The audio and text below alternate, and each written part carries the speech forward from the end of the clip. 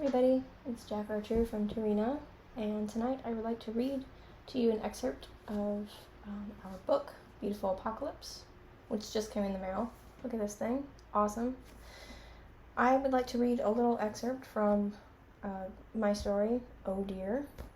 I don't think I've read it online yet, so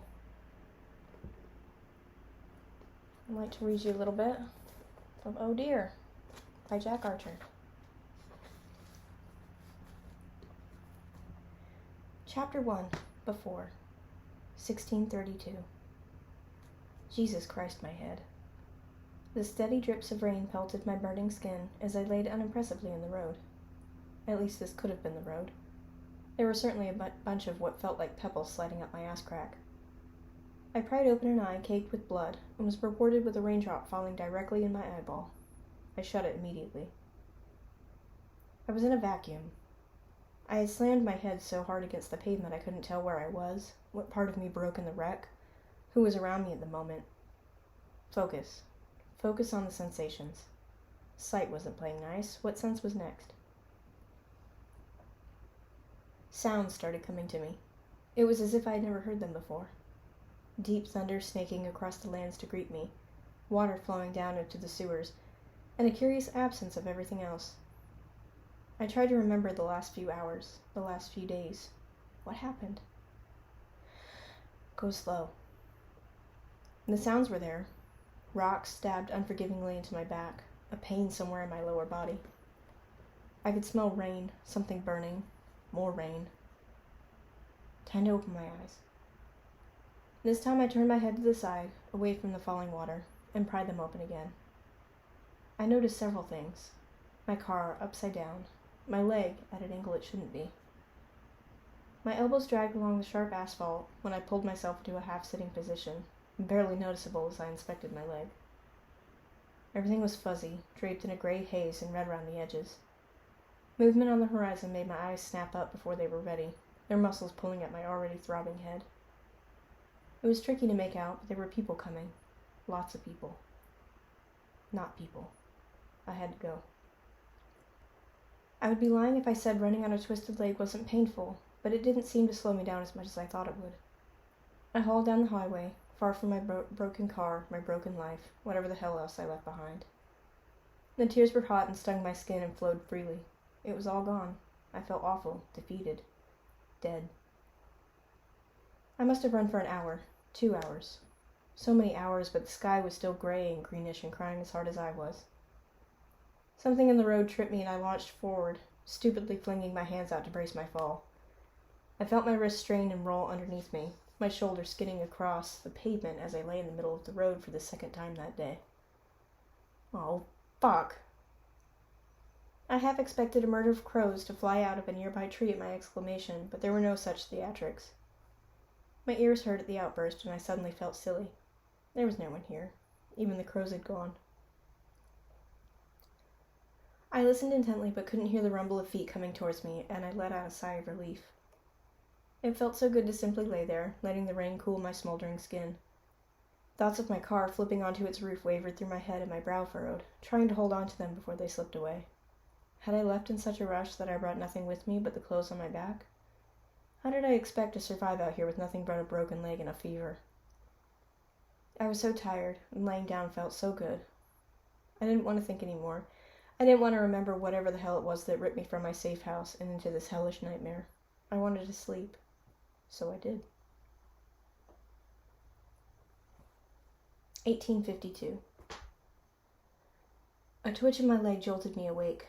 The sky was dark, or my vision was going out. Disturbed whispers slithered out to me from the trees and I felt my skin go cold. I had to keep going. How long had I been running? Or driving?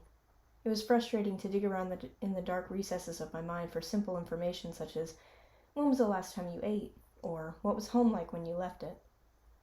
But I knew what home was like. It was lonely. The only thing in my stupid apartment was me and a couple of plants that died within 3 months of their acquisition. 2 jars of mayonnaise in the fridge because I kept forgetting I still had them. Packages and packages of crackers filling up my work desk because I ate nothing else. Come to think of it, maybe I could survive this apocalypse after all. I barely noticed my aching bones now and hobbled along, a painfully slow race with the sun as it slipped away and left me to fend for myself. I had always hated the dark. Now I supposed it hated me too. I stopped for a moment to catch my breath, sharp stitches in my side and a stabbing pain at the base of my throat. A twig cracked somewhere to my right, and I whipped my head around to face it. Well, what was left of it. It looked like a proper zombie, its slack-jawed face gazing passively at me from across the street. Clothes hung from it in ribbons, blood poured freely from a wound in its side. I would have been disgusted, but remembered I probably looked no different. We stared at each other intently. We could have stayed there for hours, but the click of a flashlight blinded us through the creeping darkness.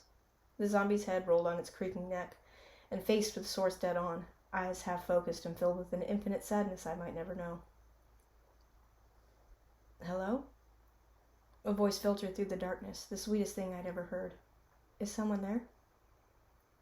Its lips curled back to reveal human teeth, transforming it into something sinister and unworldly. A car wreck in your backyard. Feet dragging along the ground in torn-up shoes, it started towards my savior's voice, and I found myself with renewed energy, hope flaring up in my chest. I let out a cry, somewhere between a yap and an angry growl. Angry I had to save someone from this thing. Angry I still had to walk on my broken leg. Angry I was still out here in the rain and not curled up on my couch in my burned-down apartment. I should be dead. She let out the tiniest of screams, and it sent me surging forward. I wanted to reach her in time, but she put her hands up, shining the light in my face and backing away. "What are you doing?" I gasped. "We have to go." It was hard to make out her face in the dark, but she stopped moving away as she heard me speak. "Are you?" She started to say, but flicked her eyes to the right, and I heard it again, the never-ending grumble of our own deaths approaching.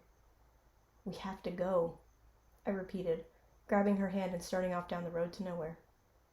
It wasn't the most dramatic of races, stumbling down the highway as fast as we could with my bum leg, the slowness of the zombies unable to keep up, but an ever-present threat. Alright, I hope you like that. Be sure to check out the entire book, Beautiful Apocalypse by Tarina Anthologies. It is on Amazon. It's also on Barnes & Noble. It was a really nice hardback, not paperback, this is the paperback.